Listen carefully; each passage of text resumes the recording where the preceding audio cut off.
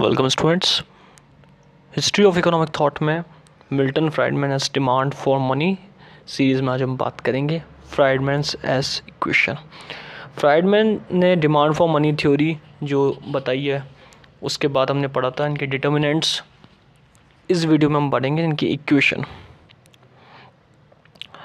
Milton Friedman demand for money में इन्होंने equation दी है, जो इक्वेशन ये रहेगी हमारी MD/P।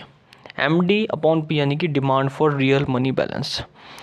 अगर इस इक्वेशन में देखें तो हम इस इक्वेशन को कम्प्लीटली देखें तो ये फंक्शन ऑफ YPW यानी कि YP यानी कि रियल परमानेंट इनकम, W यानी कि ratio of human wealth to non human wealth, फिर bracket open RB minus RM। अब ये RB क्या है?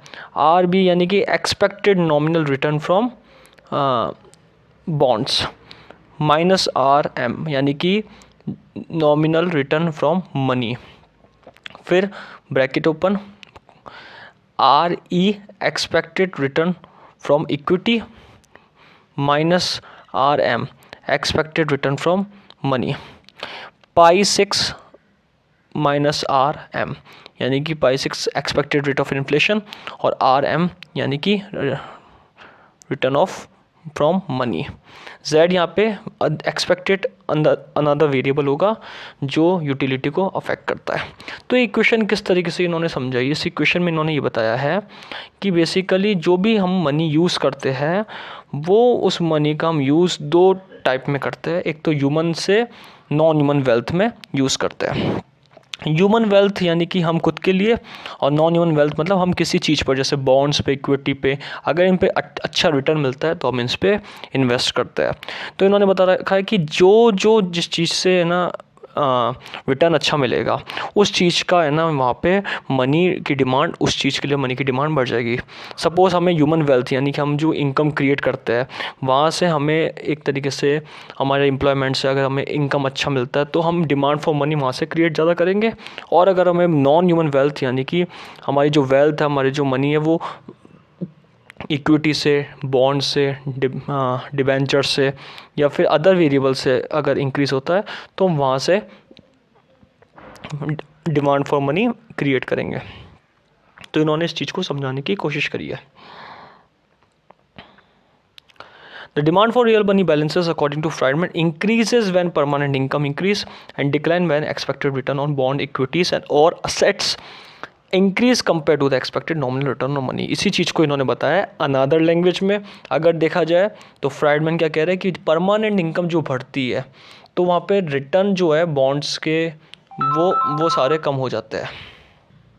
तो वो एक्सपेक्टेड रिटर्न की बात करते हैं यहाँ पे कि कितना परमानेंट इनकम यहाँ पे अगर इंक्रीज़ होती है तो एक्सपेक्टेड रिटर्न कहाँ पे बॉन्ड्स और इक्विटीज़ की डिक्लाइन होती है। और वैसे ही अगर एक्सपेक्टेड रिटर्न वहाँ से बॉन्ड्स, इक्विटीज़ या फिर अदर सेट से बढ़ता है तो वहाँ पे परमानेंट इनकम यानी कि ह्यूमन वेल्थ यहाँ पे कम होती है। तो दोनों में से जिसकी जहाँ से इनकम, जहाँ से एक्सपेक्टेड रिटर्न अच्छा आएगा वहाँ से उसकी इनकम की डिमांड बढ़ जाएगी। नेक्स्ट इन्होंने बात करी है इनके कर्व की, Milton Friedman's demand for money, Friedman equation. अब इस कर्व को इन्होंने एनालाइज कर रखा है। इसमें जो OX वाला पॉइंट है ये मनी बैलेंसेस वाला है और जो OY वाला पॉइंट है वो है रेट ऑफ इंटरेस्ट वाला पॉइंट। MD जो है वो मनी फॉर डिमांड यानी कि MD कर्व है। So money balances are denoted on X axis and while the rate of interest is shown on Y axis. MD is demand for money. The demand for money is very little effect due to change in interest, rate of interest है ना। तो दोनों point यहाँ पे बता रखे हैं कि रेट ऑफ इंटरेस्ट में चेंज के कारण डिमांड फॉर मनी में भी चेंजेस आ रहा है। अब इस थ्योरी में फ्राइडमैन ने क्या बता रखा है? फ्राइडमैन ने ये बता रखा है कि इस तरीके से इसका कर्व जो है वो रिटर्न को शो कर रहा है। अगर मनी बैलेंस जो डाउनवर्ड कर्व है, कर्व क्या है कि एक तरीके से डाउनवर्ड है और लगभग पैरेलल टू वाई एक्सिस है, यानी कि रेट ऑफ इंटरेस्ट तो मिलेगा ही मिलेगा। मनी बैलेंस की बात करी गई है, रेट ऑफ इंटरेस्ट जिसके ऊपर डिपेंड होगा। जो फॉर एग्जांपल कि ना अगर डिमांड फॉर मनी यहाँ पे असेट के ऊपर है यानी कि नॉन ह्यूमन वेल्थ पे, तो यहाँ पे डिमांड फॉर मनी असेट पे होने की वजह से क्या होगा कि असेट से रिटर्न ज़्यादा मिल रहा है, इस चीज़ को वो शो कर रहा है। और अगर देखा जाए तो demand for money permanent income से आ रहा है तो वो rate of interest permanent income से शो होगा। तो इन्होंने दोनों चीज़ों को बता रखा है फ्राइडमैन ने कि जो quantity theory of as a demand for money and demand for money is assumed जो है वो असेट प्राइस पे और रिलेटिव रिटर्न और वेल्थ ऑफ इनकम पे डिपेंड है। यानी कि अगर आपकी इनकम रिलेटिव रिटर्न जो है, रिटर्न दोनों से मिलेगा, रेट ऑफ इंटरेस्ट दोनों से मिलेगा। रेट ऑफ इंटरेस्ट असेट से ज़्यादा है तो रिटर्न असेट से मिलेगा, और रेट ऑफ इंटरेस्ट अगर इनकम से है, परमानेंट इनकम से, एम्प्लॉयमेंट से, तो वहाँ से मिलेगा। तो इस चीज़ को इन्होंने बता रखा है parallel to X axis Y axis.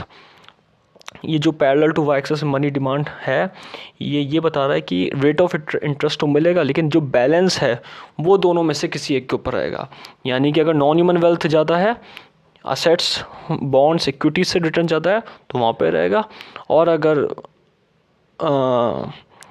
Permanent income से, एम्प्लॉयमेंट से ज़्यादा है तो वहाँ पे ये रहेगा उसका balance. Friedman introduced the quantity theory as the theory of the demand for money, and the demand for money is assumed to be depend on asset price or relative return and wealth और income। यानी कि rate of interest दोनों से मिलेगा, Y axis के parallel है, और ये रिटर्न जो है वो अलग अलग है दोनों के। He argued that a change in the stock of money leads to a change in the price level or income in the both in the same direction। अब इन्होंने क्या बता रखा है कि जो स्टॉक ऑफ मनी है और जो प्राइस लेवल है और इनकम है वो सेम डायरेक्शन में जा रहा है। यानी कि इन्होंने बता रखा कि फुल एम्प्लॉयमेंट में भी हो या फुल एम्प्लॉयमेंट नहीं हो, दोनों में एक्सपेक्टेड रिटर्न मिलेगा ही मिलेगा। दोनों में मनी सप्लाई करनी ही पड़ेगी, क्योंकि अगर आप एम्प्लॉयमेंट बढ़ाओ या नहीं बढ़ाओ आपके एक्सपेंडिचर नहीं कम होंगे। इसलिए इन्होंने शॉर्ट पीरियड में मनी सप्लाई को इंक्रीज ही माना है। So it implies that if there is less than full employment in the economy, an increase in money supply will lead to rise in output and employment because of a rise in expenditure in short period। इस बात को उन्होंने समझा है कि rate of interest जो है वो ज़्यादा ही रहेगा, मनी की डिमांड रहेगी, और एम्प्लॉयमेंट रहे या नहीं रहे, क्योंकि एक्सपेंडिचर कंटिन्यूस रूप में रहते हैं। Changes in money supply can not effect money balance at full employment level। increase in money supply by increase raises price। अब इस चीज़ को इन्होंने बताया फुल एम्प्लॉयमेंट में लेवल में भी प्राइस बढ़ते हैं और मनी सप्लाई भी बढ़ेगा। तो दोनों चीज़ों के बारे में इन्होंने कंप्लीट बता दिया कि लॉन्ग रन के अंदर फुल एम्प्लॉयमेंट लेवल भी बढ़ता है और मनी सप्लाई भी बढ़ेगा। तो हमने क्या पढ़ा, मिल्टन फ्राइडमैन्स के डिमांड फॉर मनी पढ़ा। नेक्स्ट वीडियो में इनके क्रिटिसिज्म पढ़ेंगे फ्राइडमैन की डिमांड फॉर मनी के। Thank you.